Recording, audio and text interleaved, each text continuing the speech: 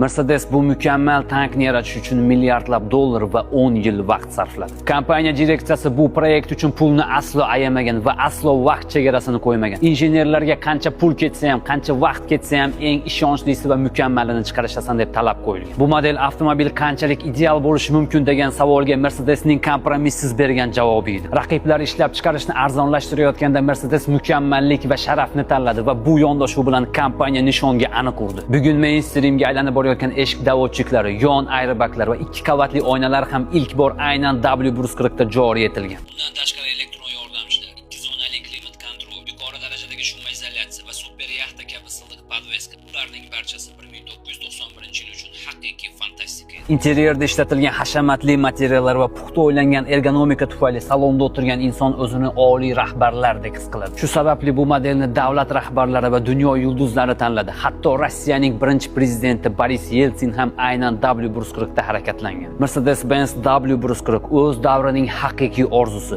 U vaqt o'tsa ham qadridan tushmagan kamdan kam modellardan biri. W140 kuchi, salobati va hurmati bilan Mercedesni yangi darajaga olib chiqqan model. Buni faqat Mercedes fanatlari tushunishadi. Yo'lda uni ko'rib qolgan fanat aytadi: "Ha, rostdan ham bu boshqacha edi. Bu mana ko'rib qo'y, bir vaqtlar haqiqiy Mercedes mana shunday bo'lgan" deb qo'rqmasdan aytishga arziydigan afsona. Mercedes-Benz W140. Tachkani yomoni bo'lmaydi akalarim. Bu afsona haqida o'zingiz bilgan qiziqarli faktlarni kommentariyaga yozing.